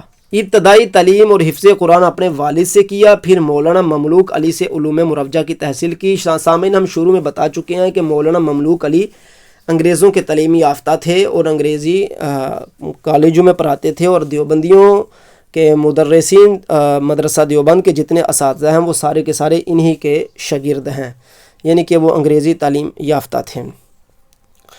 علم حدیث وہ سکولی طبقہ تھا، سمجھ لے۔ علم حدیث شاہ عبد الغنی سے حاصل کیا، کنہوں نے بھائی؟ مولانا مولوی محمد مظہر نانتوی دیوبندی نے۔ تحصیل علم کے بعد اجمیر کالج میں ملازم ہو گئے، وہاں سے آگرہ کالج تبادلہ ہوا۔ جنگ آزادی میں مردانہ وار حصہ لیا، جہاد شاملی میں شریک ہوئے، پیر میں گولی لگی، کچھ دنوں بریلی رہے، معافی عام پر رہا ہوئے۔ آگے چلیے، مفتی عزیز الرحمان بجنوری نے اس واقعے کی تفصیل سے مولانا حسین احمد فیض آبادی سابق صدر دارالعلوم دیوبند کی تصریح کے مطابق نقش حیات جلد ثانی کے صفحہ 42 تا 44 کے حوالے سے یوں نقل کیا ہے۔ کہتے ہیں کہ جب انقلاب 1857 کی تحریک اطراف و جوانب ہند خصوصاً اطراف دلی میں چلنی شروع ہوئی تو ان حضرات کے جوش و خروش میں نئی حرکت پیدا ہوئی۔ کن کے؟ مدرسہ دیوبند کے علماء کے۔ یاد رکھیں سامعین، ابھی یہاں پر وہ حوالہ جات دے رہے ہیں جو کتابیں بعد میں لکھی گئیں اور انہوں نے مدرسہ دیوبند یا دیوبند کے پیشواؤں کو بڑا مجاہد بنا کر پیش کیا ہے، وہ ابھی یہاں پر عبارتیں درج ہو رہی ہیں۔ ان عبارتوں کے بعد وہ حقائق آپ کے سامنے رکھیں گے، مزید حوالہ جات لے کر آئیں گے، فیصلہ آپ نے کرنا ہے کہ آیا دیوبند یا اہل حدیث کے پیشوا، ان کے علماء، ان کے مفتی، کیا وہ ان انگریزوں کے خلاف ہوئے تھے یا نہیں ہوئے تھے۔ کہتے ہیں کہ ان بزرگوں نے محسوس کیا کہ اس انقلاب میں حصہ لینا فرض اور لازم ہے۔ کنہوں نے؟ دیوبند کے۔ وہ انگریزوں کے افعال ماضیہ اور احوال حاضرہ پر بخوبی مطلع تھے۔ اس تمام جماعت میں حضرت شاہ ضامن صاحب زیادہ پیش قدم تھے، یعنی کہ سب سے آگے تھے۔ حاجی امداد اللہ صاحب تحریک انقلاب میں حافظ صاحب کے ہمنوا ضرور تھے، یعنی کہ حافظ صاحب کے ہمنوا تھے، حافظ حضرت شاہ ضامن صاحب کے۔ کہتے ہیں جی مگر پیش اور اس قدر جوش میں نہ تھے۔ بدقسمتی سے مولانا شیخ محمد تھانوی کی رائے یہ تھی کہ انگریزوں کے خلاف جہاد کرنا ہم مسلمان پر فرض تو درکنار موجودہ احوال میں جائز ہی نہیں، یعنی کہ دیوبند کے پیشوا شیخ محمد تھانوی کی رائے یہ تھی کہ انگریزوں کے خلاف جہاد کرنا ہم مسلمانوں پر فرض تو درکنار موجودہ احوال میں جائز ہی نہیں۔ اس اختلاف اور فتوے کی بنا پر حضرت مولانا رشید احمد صاحب اور مولانا محمد قاسم صاحب کو ان کے اوطان سے دونوں حضرات نے بلوا لیا۔ حضرت حاجی امداد اللہ صاحب کو امام مقرر کیا گیا اور حضرت مولانا محمد قاسم کو سپہ سالار افواج قرار دیا گیا، یعنی مولوی محمد قاسم نانتوی کو، اور رشید احمد صاحب کو قاضی بنایا گیا، اور مولانا محمد منیر صاحب نانتوی اور حافظ ضامن صاحب تھانوی کو میمنہ میسرہ کا افسر قرار دیا گیا۔ چونکہ اطراف و جوانب میں مذکورہ بالا حضرات کے تقوی، علم و تصوف اور تشرع کا بہت زیادہ شہرہ تھا۔ اس وقت تک ہتھیاروں پر پابندی نہ تھی، عموماً لوگوں کے پاس ہتھیار تھے جن کو رکھنا اور سیکھنا مسلمان ضروری سمجھتے، مگر یہ ہتھیار پرانی وضع کے تھے، بندوقیں توڑے دار نہیں تھیں بلکہ بندوقیں توڑے دار تھیں، کارتوسی رائفلیں نہ تھیں۔ یہ صرف انگریزی فوجوں کے پاس کارتوسی رائفلیں ہوا کرتی تھیں۔ مجاہدین ہزاروں کی تعداد میں جمع ہو گئے، تھانہ بھون اور اطراف میں اسلامی حکومت قائم کر لی گئی۔ خواب میں یہ سب کچھ خواب میں ہو رہا ہے۔ حاجی امداد اللہ مکی صاحب کو بھی خواب میں لے آئے ہیں، حافظ ضامن صاحب کو بھی خواب میں لے آئے ہیں، قاسم نانتوی صاحب بھی خواب میں آ گئے ہیں، رشید گنگوئی صاحب بھی ایک میمنہ پر کھڑا ہو گیا، ایک میسرہ پر کھڑا ہو گیا ہے، اور خواب میں اسلامی حکومت بنتی جا رہی ہے۔ کمال ہے یار۔ اور انگریزوں کے ماتحت حکام نکال دیے گئے ہیں۔ جب بلٹن توپ خانہ باغ کے سامنے سے گزری تو سب نے یکدم فیر کر دیا۔ پلٹن گھبرا گئی، یعنی کہ فوج کا جو دستہ تھا وہ گھبرا گیا انگریزی فوج کا۔ خدا جانے کس قدر آدمی ہوں جو یہاں چھپے ہوئے ہیں، توپ خانہ چھوڑ کر سب بھاگے۔ حضرت گنگوہی صاحب نے توپ خانہ کھینچ کر حضرت حاجی صاحب کے سامنے لا کر ڈال دیا، یعنی کہ حاجی امداد اللہ مکی صاحب کے سامنے۔ اس سے ان حضرات کی ہر قسم کی قابلیت کا سکہ بیٹھ گیا۔ شاملی اس زمانے میں مرکزی مقام تھا، ضلع سہارنپور سے متعلق تھا، وہاں تحصیل بھی تھی اور فوجی طاقت بھی وہاں رہتی تھی۔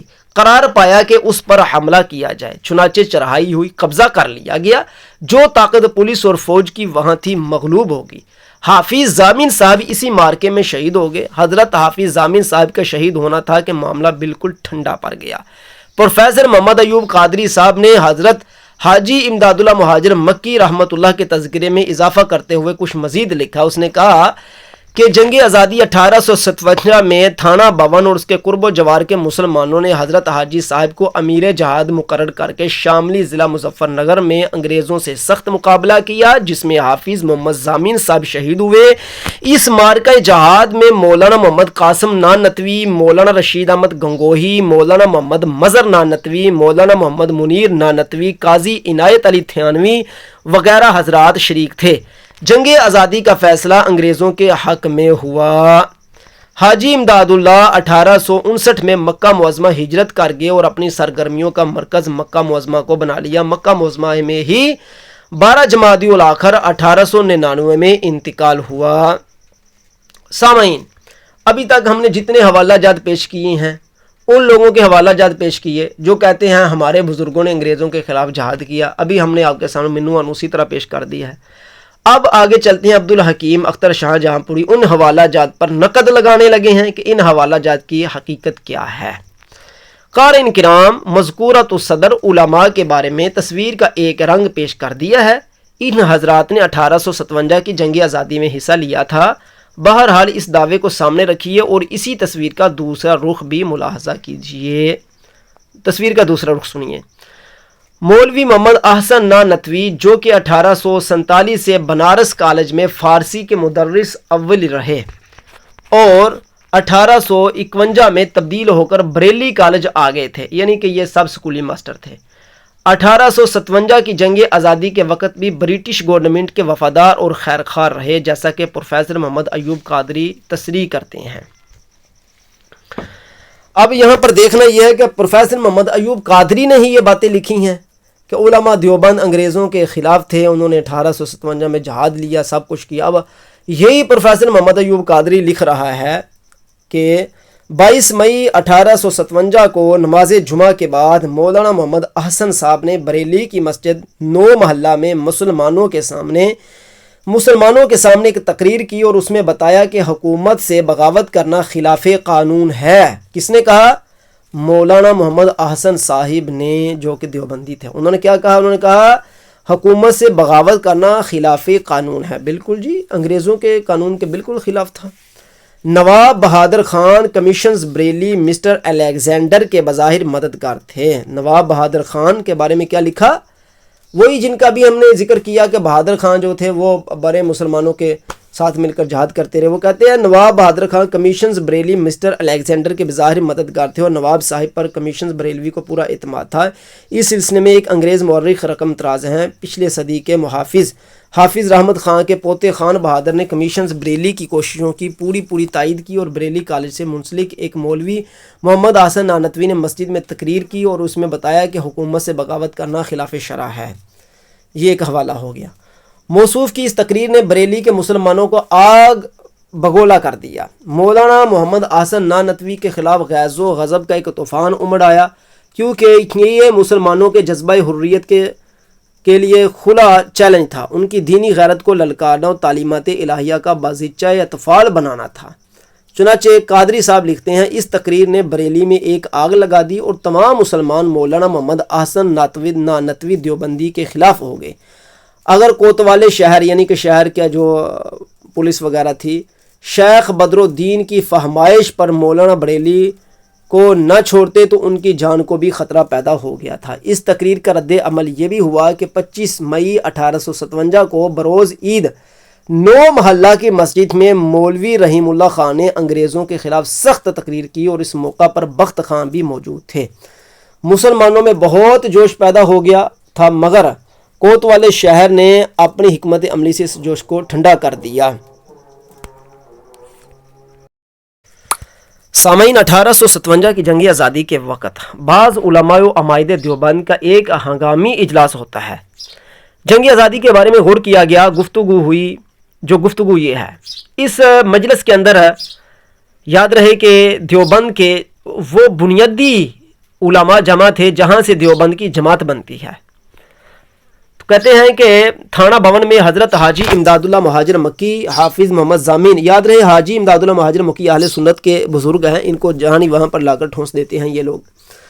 کہتے ہیں حافظ محمد ضامین، مولانا شیخ محمد تھانوی، مولانا محمد مظہر نانتوی، مولانا رشید احمد گنگوئی، مولانا محمد قاسم نانتوی، قاضی عنایت علی وغیرہ نے مجلس مشاورت منعقد کی۔ اس مجلس میں مولانا محمد آسن بھی شریک ہوئے، جنہوں نے 22 مئی 1857 کو بریلی میں تقریر کرتے ہوئے برٹش گورنمنٹ کی مخالفت کو خلاف شرع بتایا تھا۔ مولانا شیخ محمد تھانوی نے جہاد کے خلاف رائے دی تھی اور فرمایا تھا جب قاضی عنایت علی جنگ کے دوران خاموش رہے اور حاضرین مجلس میں سے بھی اس وقت کسی نے اس کو جہاد سمجھ کر اس جنگ آزادی میں حصہ نہیں لیا، تو اس وقت جب کہ انتقام کا جذبہ کار فرمایا ہے، اس لڑائی کو جہاد کیسے کہا جا سکتا ہے؟ بعض روایات میں ہے کہ مسلمانوں کی کمزوری اور بے سر و سامانی کو عدم جہاد کا سبب قرار دیا گیا۔ یہ بات تاریخ سے ثابت ہے۔ یہاں پر آ کر یہ بات ثابت ہو رہی ہے کہ دیوبند کے جتنے اکابر تھے وہ سارے کے سارے 1857 کی جنگ کو جہاد مانتے ہی نہیں تھے۔ انہوں نے کرنا بیچاروں نے کیا تھا، وہ مانتے ہی نہیں تھے۔ یہ بعد والے آئے ہیں، کتابیں بازار میں بک رہی ہیں، جی وہ ہمارا فلاں بھی شہید، ہمارا فلاں بھی شہید، ہمارا فلاں بھی شہید۔ بھائی وہ تو مانتے ہی نہیں تھے وہ جہاد ہے، انہوں تو حصہ ہی نہیں لیا ادھر جا کر ہیں۔ تو آگے چلیے، کہتے ہیں کہ مولانا اشرف علی تھانوی جو جنگ آزادی 1857 کے 6 سال بعد 1863 میں پیدا ہوئے تھے، انہوں نے بھی جب اس جنگ آزادی کے جملہ حالات و قوائف پر نظر دوڑائی تو یہی فیصلہ صادر کیا کہ یہ محض ایک لڑائی تھی، اسے جہاد قرار نہیں دیا جا سکتا۔ آگے چلیے، یہ قادری صاحب کی کتاب سے ہم حوالہ جات دے رہے ہیں، نیچے پڑھ کر اس کے حوالہ جات بھی سن لیں۔ یہ کتاب ہے محمد ایوب قادری کی لکھی ہوئی، مولانا محمد حسن نانتوی، صفحہ 51 ہے، ایدن صفحہ نمبر 54 ہے یہ۔ آگے چلیے، کہتے ہیں کہ مولانا اشرف علی تھانوی نے بھی یہی رائے ظاہر کی ہے، نیت کا حال تو خدا ہی جانتا ہے، بظاہر تو اس جنگ آزادی 1857 کو جہاد کا درجہ نہیں دیا جا سکتا، یہ اشرف علی تھانوی نے کہا۔ بعض علماء دیوبند نے حاجی امداد اللہ مہاجر مکی کو امیر المؤمنین مقرر کر کے اپنے علاقے میں اپنی حکومت قائم کرنے کی کوشش کی تھی۔ وہ حکومت اس لیے قائم کی گئی تھی کہ انگریزی اقتدار کی مختلف متعدد مقامات سے جنازہ نکل گیا تھا۔ اپنے موافقین کو حکومت نے مطلع کر دیا تھا کہ اب تمہیں اپنی حفاظت خود کرنا پڑے گی، کیونکہ حکومت تو آپ ہی زندگی اور موت کی کشمکش میں مبتلا ہے۔ چنانچہ تھانہ بھون کے گرد و نواح میں علماء دیوبند نے حریت پسندوں کی یلغار سے خود کو محفوظ رکھنے کی غرض سے اپنی ایک تنظیم مقرر کی۔ اس حقیقت کو سنیے، مولانا رشید احمد گنگوئی 1323 کے سوانح نگاری مولوی عاشق میرٹھی نے بیان کیا۔ عاشق میرٹھی کس طرح بیان کرتا ہے؟ وہ کہتا ہے اس بد امنی کی حالت میں جس کو قصہ کی اصلیت ظاہر کرنے کے لیے مختصر الفاظ میں حاشیہ پر درج کر دیا گیا ہے، عام باشندگان قصبہ کی یہ حالت ہوئی گویا ان کا مربی و منتظم بادشاہ برٹش گورنمنٹ کے سر سے اٹھ گیا اور شرعی طبعی ضروریات و مخمسات میں بھی کوئی خبر گیر نہ رہا جس کی رائے پر عمل کرے۔ پس یہ لوگ اعلیٰ حضرت حاجی امداد اللہ صاحب کی خدمت میں حاضر ہوئے اور عرض کیا کہ بلا کسی حاکم کی سرپرستی کے گزران دشوار ہے۔ گورنمنٹ نے باغیوں کی بغاوت کے باعث اپنا امن اٹھا لیا اور بذریعہ اشتہار عام اطلاع دے دی ہے کہ اپنی حفاظت آپ کرو، اس لیے آپ چونکہ ہمارے دینی سردار ہیں، اس لیے دنیاوی نظم حکومت کا بھی اپنے سر پر بار رکھ لیں اور امیر المومنین بن کر ہمارے مسائل حل کریں۔ اس میں شک نہیں کہ اعلیٰ حضرت کو یعنی کہ حاجی امداد اللہ کو ان کی درخواست کے موافق ان کے سروں پر ہاتھ رکھنا ہی پڑا۔ آپ نے دیوانی فوجداری کے جملہ مقدمات شرعی فیصلے کے موافق چند روز تک قاضی شرع بن کر فیصلے بھی فرمائے۔ اسی قصہ نے مفسدوں میں شریک ہونے کی راہ چلی اور مخبروں کو جھوٹی سچی خبر کی مخبری کا موقع دیا گیا۔ یہ کتاب کون سی؟ عاشق علی میرٹھی کی ہے، تذکرۃ الرشید جلد اول صفحہ نمبر 74 سے ہم نے پڑھا اور 75 سے۔ یہ جو ہم نے پڑھا اس سے کیا ثابت ہوا؟ اس سے یہ ثابت ہوا کہ بھائی اکابر دیوبند نے کوئی جہاد میں حصہ نہیں لیا، وہ نہ اس کو جہاد سمجھتے تھے، نہ انہوں نے انگریزوں کے خلاف کوئی قدم اٹھایا، بلکہ انہوں نے یہ جو کتابوں میں لکھا ہے کہ جی انہوں نے ایک جہاد کمیٹی بنائی، وہ جہاد کمیٹی کن کے خلاف تھی؟ وہ جہاد کمیٹی ان مسلمانوں کے خلاف تھی جو مسلمان انگریزوں کے خلاف، انگریز کی فوج کے خلاف لڑ رہے تھے، اور پھر انگریزوں نے اشتہار چھاپا ان اپنے ہم نواؤں، ہم پیالہ مولانا مولویوں کے لیے جنہوں نے انگریزوں کے خلاف قدم نہیں اٹھایا تھا۔ انہوں نے کہا کہ بھائی اپنی اپنی جگہ پر جہاں جہاں تم ہو اپنی حفاظت خود کرو، اس وقت ہم جو ہے وہ ملک کے اندر ہی سمجھ لیں کہ دہشت گردوں کے خلاف لڑ رہے ہیں، کیونکہ مجاہدین دہشت گردن ہر جگہ پر، انگریزوں کے الفاظ میں مجاہدین دہشت گرد ہوتا ہے۔ تو انہوں نے کہا کہ بھئی ہم دہشت گردوں کے خلاف لڑ رہے ہیں، اور جو غیر سیاسی جماعتیں ہیں ان غیر سیاسی جماعتوں اور سیاسی جماعتیں جو ہم نوا ہیں، ہم پیالہ ہیں ہمارے، انہیں چاہیے کہ وہ اپنی حفاظت آپ کریں۔ اس لیے پھر علماء دیوبند نے باقاعدہ ایک جماعت بنائی اور اپنی حفاظت کی۔ کن سے کی؟ انگریزوں سے نہیں، ہندوستانی باغی کہہ لیں، ہندوستانی اپنا وہ کہہ لیں، آپ بریلی کہہ لیں، ہندوستانی بریلویوں سے، ہندوستانی سنیوں سے، یا ہندوستانی وطن پرستوں سے، کسی سے بھی آپ کہہ سکتے ہیں، ان سے اکابر دیوبند نے اپنی حفاظت کی ہے۔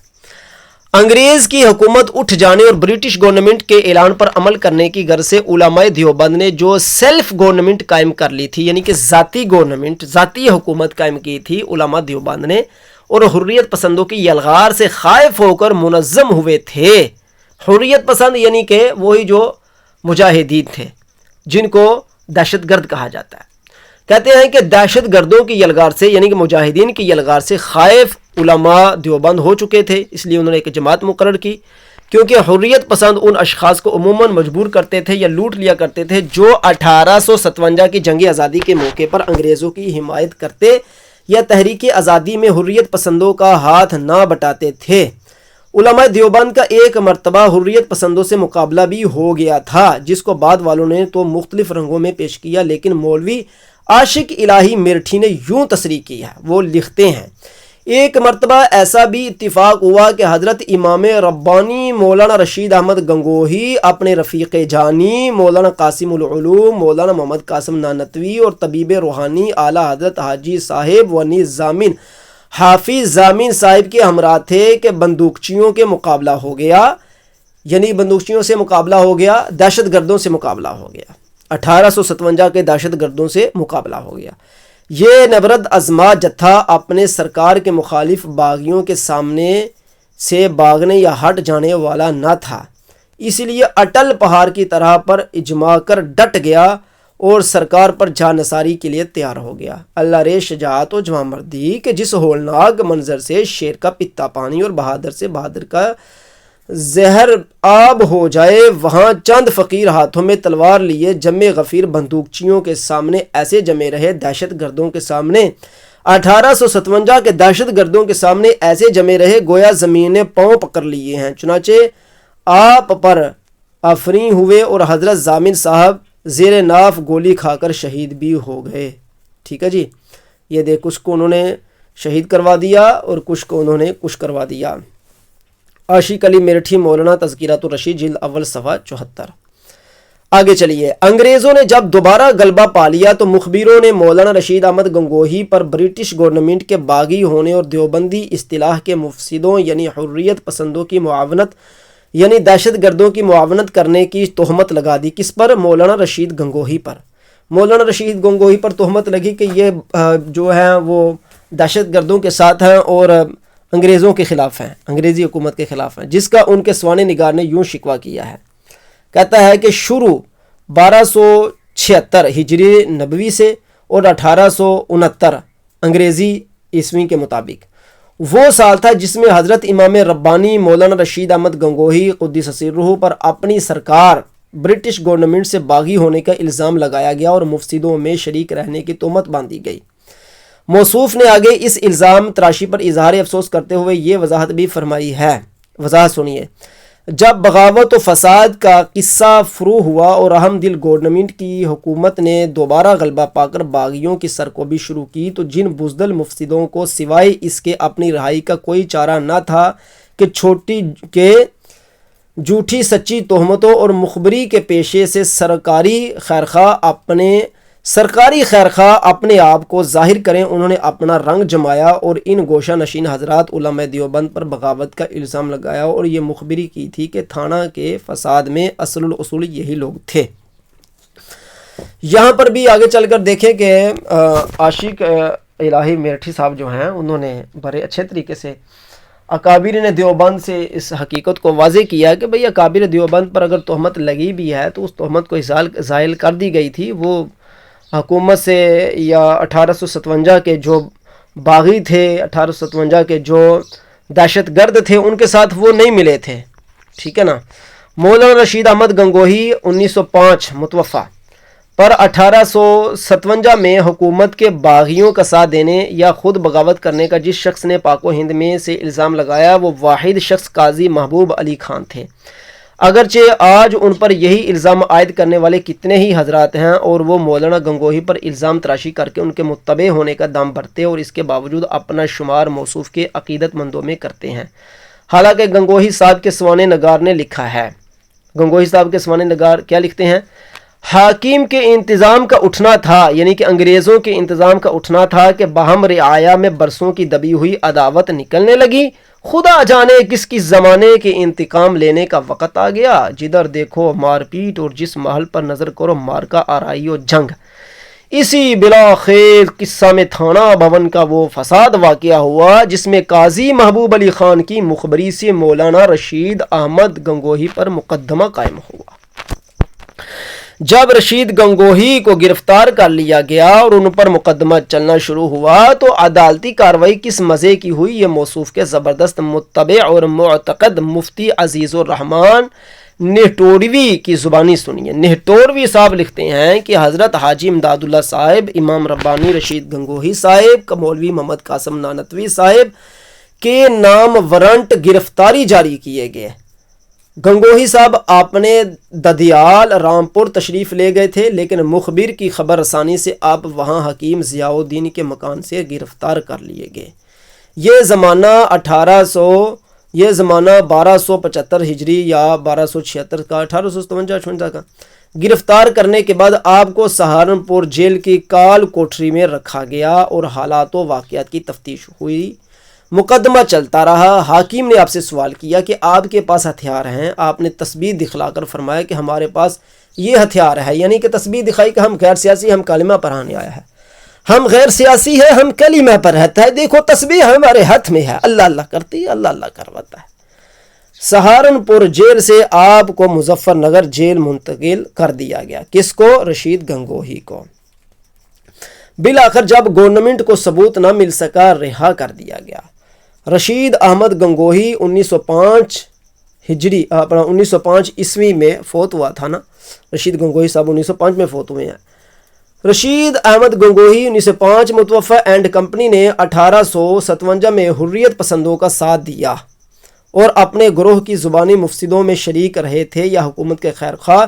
اس سوال کے جواب میں خود گنگوہی صاحب کے سوانح نگار مولانا عاشق الہی میرٹھی نے یوں جواب دیا۔ وہ کہتا ہے، جیسا کہ آپ حضرات گنگوہی نانوتوی صاحبان اپنی مہربان سرکار کے دلی خیرخواہ تھے، تعزیست خیرخواہی ثابت رہے۔ عاشق علی میرٹھی مولانا تذکرۃ الرشید جلد اول صفحہ 79 پر یہ لکھا ہے۔ کیا لکھا ہے؟ اکابر دیوبند کے بارے میں لکھا ہے کہ آپ حضرات گنگوہی اور نانوتوی صاحبان اپنی مہربان سرکار کے دلی خیرخواہ تھے، یعنی کہ انگریزوں کے، تعزیست خیرخواہی ثابت رہے۔ مولانا رشید احمد گنگوہی نے 1857 کی جنگ آزادی میں حریت پسندوں کا ساتھ دیا یا حکومت کا آپ عمر برن گورنمنٹ کے وفادار رہے یا ملک و ملت کے؟ اس کا جواب خود گنگوہی صاحب کی زبانی ملاحظہ ہو۔ سنیے، میں گنگوہی صاحب، یعنی گنگوہی صاحب لکھتے ہیں کہ میں حقیقت میں سرکار کا فرما بردار ہوں تو جھوٹے الزام سے میرا بال بھی بیگا نہ ہوگا، اور اگر مارا بھی گیا تو سرکار مالک ہے، اسے اختیار ہے جو چاہے کرے۔ یہ کس کتاب سے ہم نے حوالہ دیا ہے؟ عاشق الہی میرٹھی مولانا تذکرۃ الرشید جلد اول صفحہ 80 سے۔ مدعی لاکھ پہ بھاری ہے گواہی تیری۔ قارئین کرام، یہ مندرجہ بالا 16 بیانات و عبارات علماء دیوبند کی تصانیف سے ہی پیش خدمت ہیں۔ اختصار کے پیش نظر ان پر اکتفا کرنا کافی سمجھا گیا ہے۔ فیصلہ کرنا تو قارئین حضرات کا کام ہے، لیکن بغرض سہولت ہم مذکورہ عبارتوں کا مفاد اور جہاں متضاد باتیں ہیں ان کی مطابقت پیش کرتے ہیں، وباللہ توفیق۔ نمبر 1، جب گنگوہی صاحب خود اعلان فرما رہے تھے کہ میں برٹش گورنمنٹ کا وفادار ہوں، 1857 کی لڑائی کے وقت بھی وفادار رہا تھا اور انگریزوں کے خلاف کوئی قدم نہیں اٹھایا تھا، اس کے باوجود بھی جو یہ کہتا ہے کہ انہوں نے انگریز سے بغاوت یا اسے لڑائی کی تھی، وہ موضوع پر جھوٹا الزام لگاتا ہے۔ آپ کی اس ذاتی تصریح کے بعد جیسا کہ آخری عبارت سے معلوم ہو رہا ہے، کسی کا دعویٰ کہ گنگوہی صاحب نے 1857 کی جنگ آزادی میں حصہ لیا تھا سراسر بے معنی اور خلاف واقعہ ہو کر رہ جاتا ہے یا نہیں؟ بالکل رہ جاتا ہے۔ نمبر 2، گنگوہی صاحب کی ذاتی بیانیے سے پہلی چار باتیں غلط اور ان کے دعوے بے بنیاد ثابت ہو کر رہ گئے۔ گنگوہی صاحب کے انکار کے سامنے کسی دوسرے کا بیان کہاں قابل قبول ہے؟ ثابت ہوا کہ جو ہم نے ابھی تک ذکر کیا ہے ان سب سے ثابت ہوتا ہے کہ گنگوہی صاحب یا اکابر دیوبند انگریزوں کے خلاف نہیں لڑے، نہ وہ انگریزوں کے خلاف تھے، نہ انہوں نے انگریزوں کے خلاف کوئی بات کہی تھی۔ تذکرۃ الرشید کتاب جو مولانا رشید گنگوہی کی شان حیات ہے، وہ موصوف کی زندگی میں ہی لکھی گئی، ان کے خاص معتمد معتقد نے لکھی، جو دیوبندی جماعت کے ایک جید عالم بھی تھی، اور یہ کتاب پہلی مرتبہ میرٹھ سے 1905 میں چھپی۔ کسی دیوبندی عالم نے اس کے مندرجات پر تنقید نہیں کی، بلکہ بصر و چشم تسلیم کرتے آئے۔ در این حالات 1961 میں چھپنے والی تذکرہ علماء ہند اردو میں اگر تذکرۃ الرشید کی طباعت کے 56 سال بعد اپنے اکابر کی حقیقت کو بدل کر پیش کیا جائے، اس طرح کہ رات کو دن اور دن کو رات کہنے اور کہلوانے کی مہم شروع کر دی جائے، تو اس سے اگرچہ حقیقت نفس الامری تو نہ بدل سکے گی، لیکن جس جماعت کا اپنے روز اول سے طریقہ و دستوری ہی یہ ہو کہ جمنا گئے تو جمناد اس، گنگا گئے تو گنگا رام، جمنا گئے تو جمناداس، گنگا گئے تو گنگا رام، اگر وہی جماعت انگریزوں کے چلے جانے کے بعد اپنے اکابر کی تاریخ میں رد و بدل کرنے لگے تو آخر دنیا والوں کو منہ کیسے دکھائے؟ رد و بدل نہ کرے تو دنیا والوں کو منہ کیسے دکھائے؟ یہ جو میں پڑھ رہا ہوں یہ تبصرے ہیں، کن کے ہیں؟ عبدالحکیم شاہ جہاں پوری کے۔ نمبر 4، کہتے ہیں مولانا عاشق علی میرٹھی نے جب 1905 میں علل اعلان لکھ رہے تھے کہ اکابر دیوبند نے تمام عمر برٹش گورنمنٹ کے خیر خواہی کی، کسی دیوبندی عالم نے اس خیال کی تردید کیوں نہیں کی، جیسا کہ عبارت 15 سے ظاہر ہے؟ دریں حالات ان پر برٹش گورنمنٹ سے لڑنے یا اس کی بدخواہی کا دعویٰ کرنا سراسر الزام ہے یا نہیں؟ نمبر 5، جب علماء دیوبند کے نزدیک 1857 کی جنگ آزادی میں انگریزوں سے لڑنے والے باغی اور مفسد ہیں، دہشت گرد ہیں، جیسا کہ عبارت نمبر 10 اور نمبر 11 سے سامنے جس کو ابھی آپ نے سنا ہم نے پیچھے بیان کیا، معلوم نہیں آج کل کے دیوبندی علماء کیوں اپنے اکابر کی توہین کے مرتکب ہونے لگے کہ آخر ان حضرات کو باغیوں اور مفسدوں کی فہرست میں شامل کرنے پر بازد ہیں۔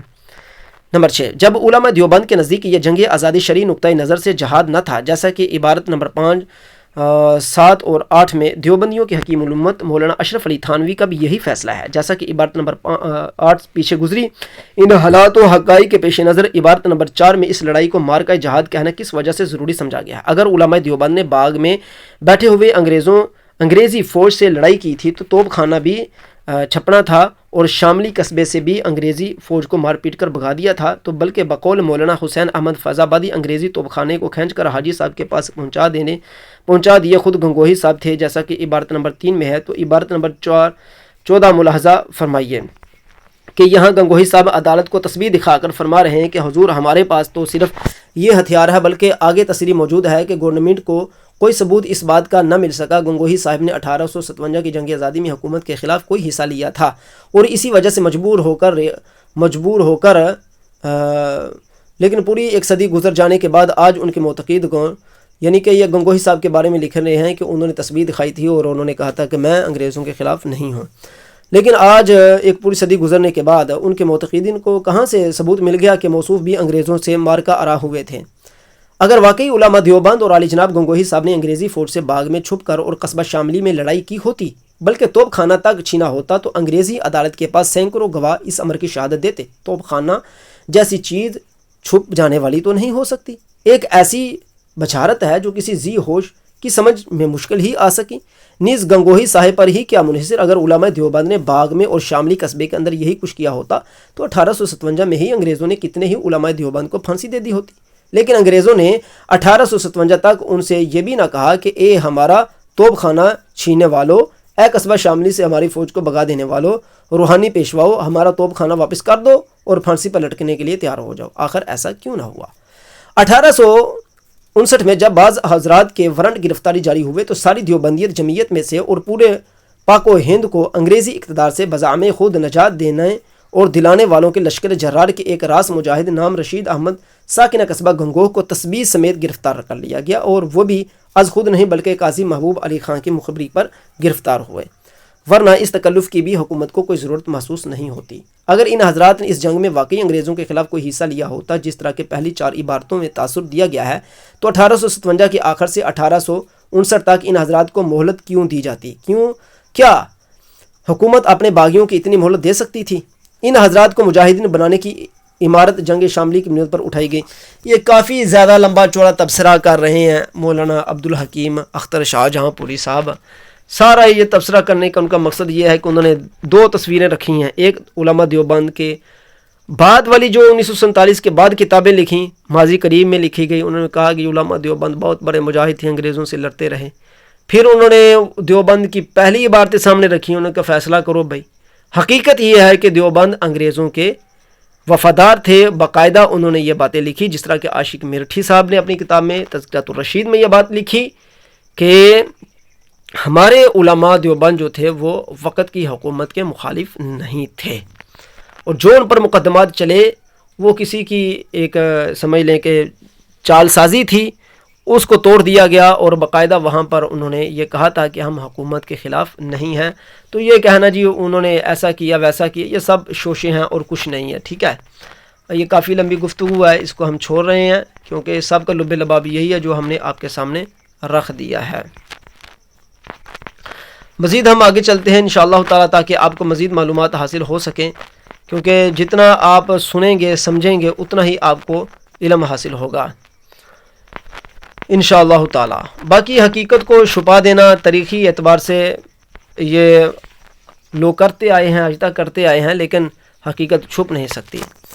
یاد رکھیں کہ بعض حضرات یہاں پر یہ اعتراض کرتے ہیں کہ مجدد میات حاضرہ امام احمد رضا خان بریلوی قدس سرہ کا تجدیدی کارنامہ بیان کرتے ہوئے انگریزوں کا ذکر کس غرض سے کیا گیا اور اس کا یہاں کیا جوڑ تھا۔ آخر یہ گزارش کرے گا کہ تجدید کی ضرورت تخریب کے وقت پیش آتی ہے۔ انگریز نے جس عیاری اور فنکاری سے پاک و ہند پر قبضہ جمایا، اسی طرح مقدس اسلام کو مٹانے میں بھی کوئی دقیقہ فروگزشت نہیں کیا۔ چونکہ دین میں تخریب کاری انگریزوں نے براہ راست نہیں بلکہ اپنے زر خرید علماء سے یہ خدمت لی تھی، لہٰذا اس راز کو سمجھنے کے لیے انگریزوں کے ان کارناموں کو مجملاً اظہار کرنا ضروری سمجھا گیا جن سے انگریزوں کی ذہنیت کا اندازہ ہو سکے۔ چونکہ اگلے ابواب میں تخریب کار علماء کا بیان ہے، بئیں وجہ پہلے انگریزوں کی فطرت پر قلم اٹھانا پڑا۔ سامعین، یہاں سے آگے باب دوم شروع ہو رہا ہے، ہم نے پہلا باب مکمل کر دیا ہے۔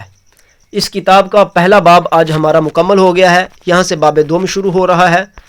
تو باب دوم میں انشاءاللہ تعالی بہت کچھ بیان ہونے والا ہے، جس کو ہم تھوڑا سا بیان کر جاتے ہیں تاکہ آپ کو معلومات حاصل ہو سکیں۔ حکومت نے مسلمانوں کو اسلام سے کیوں بے بہرا کیا؟ دل کے پھپھولے جل اٹھے سینے کے داغ سے، اس گھر کو آگ لگ گئی گھر کے چراغ سے۔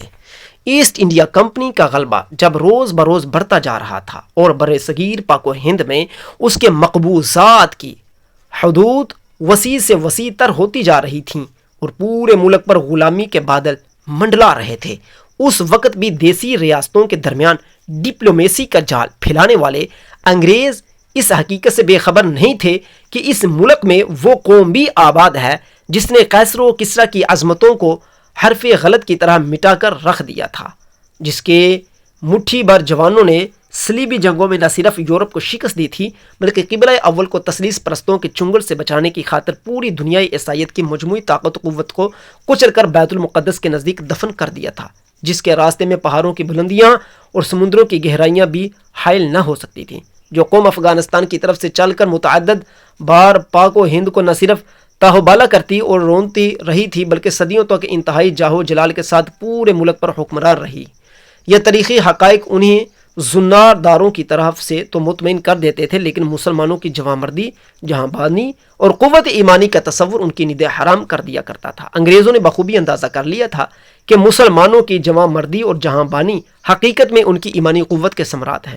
اگر اس گنج گرام مایا اور سرمایہ حیات کو ان کے دلوں سے کسی طرح خارج کر دیا جائے تو مسلمان اور دیگر اقوام میں کوئی ایسا امتیاز باقی نہ رہے گا جو دیگر اقوام ممالک کو ان کے سامنے جھکنے پر مجبور کر دیتا ہے، جس کی بدولت قوموں اور ملکوں کی تقدیریں ان کی نوک شمشیر سے لکھی جاتی رہی ہیں۔ اسی مقصد کو حاصل کرنے کی غرض سے پہلے تو پاک و ہند کے باشندوں کو عیسائی بنانے کے وسیع پیمانے پر جال بچھایا گیا۔ اسی میدان میں جب ناکامی کا سامنا ہوا تو مسلمانوں نے پاک و ہند کی آئندہ نسلوں کو اسلامی تعلیمات سے محروم رکھنے، ان کی جمعیت و قوت کو منتشر و پریشان کرنے کی غرض سے فرقہ بازی کا بیج بو دیا گیا۔ یہ تخریب کاری منصوبہ عیسائی بنانے والے منصوبے سے بھی بدتر اور دروس نتائج حامل اور ضرر رساں تھی، کیونکہ مسلمانوں کی اکثریت اس تخریب کو تعمیر، بغار کو بناؤ، دشمنی کو دوستی، بیخ کنی کو راہ دری، فساد کو اصلاح اور مداخلت فی الدین کو عدم مداخلت سمجھ رہے تھے، اور انگریزوں کے اس تخریبی منصوبے پر کاربند ہو کر مسلمانوں نے پاک و ہند اپنے ملی خصائص قوت ایمانی کو مٹانے میں ایک آٹومیٹک مشین کی طرح آج تک سرگرم عمل چلے آ رہے ہیں۔ اس منصوبے کے تحت حکومت نے اپنے جاری کردہ اسکولوں، کالجوں سے اسلامی تعلیمات کو خارج از نصاب کر کے رعیت کا ذاتی معاملہ قرار دے دیا تھا، یعنی کہ انہوں نے کہا تھا کہ مذہب اور دین انسان کا ذاتی مسئلہ ہے۔ ملازمتیں انگریزی اسکولوں کی تعلیم پر منحصر ہو کر رہ گئیں تو نتیجہ ظاہر ہے کہ دینی مدارس ویران ہونے لگے۔ اشک شوئی کے لیے اسکولوں میں برائے نام دینیات کو شامل رکھا، جس میں چند بزرگوں کی کہانیاں پڑھائی جاتی تھیں یا ان کو اینگلو انڈین علماء کے فضائل و مناقب ذہن نشین کروائے جاتے تھے، جو برٹش گورنمنٹ کے اس تخریبی منصوبے کو بڑی ہوشیاری، رازداری، کمال نمک حلالی سے پروان چڑھایا جا رہا تھا۔ راہبری کے پردے میں قوم کی جڑیں کاٹنے میں مصروف تھیں، لیکن جن حضرات نے ملت اسلامیہ کی پاک و ہند میں حقیقی خدمات انجام دی، ان مجاہدوں، بادشاہوں، شہیدوں اور رہنماؤں کو زینت طاق نسیاں بنوا دیا گیا۔ ظاہر ہے کہ ایسے اسکولوں، کالجوں سے فارغ و تحصیل ہونے والے حضرات کی اکثریت کا یہی عالم ہونا تھا اور آج بھی ہے، یہی عالم ہونا تھا اور آج بھی ہے۔ حقیقی اسلام سے بڑی حد تک ناآشنا، نئے اسلاموں کے نہ ماننے والے اینگلو انڈین علماء کے معتقد اور مغربی تہذیب کے دلدار ان بظاہر پڑھے لکھے مسلمانوں کی حقیقی حالت زار پر اسلامی اینک سے دیکھنے والی آنکھیں یوں اشکبار ہوتی ہیں، یوں قتل سے بچوں کے وہ بدنام نہ ہوتا، افسوس کہ فرعون کو کالج کی نہ سوجی۔ انشاءاللہ تعالی یہاں سے ہم آگے چل کر بیان کریں گے کہ کس طریقے سے اسکول و کالج بنائے گئے اور مسلمانوں کو اسلام سے دور کر دیا گیا، مرتد کر دیا گیا۔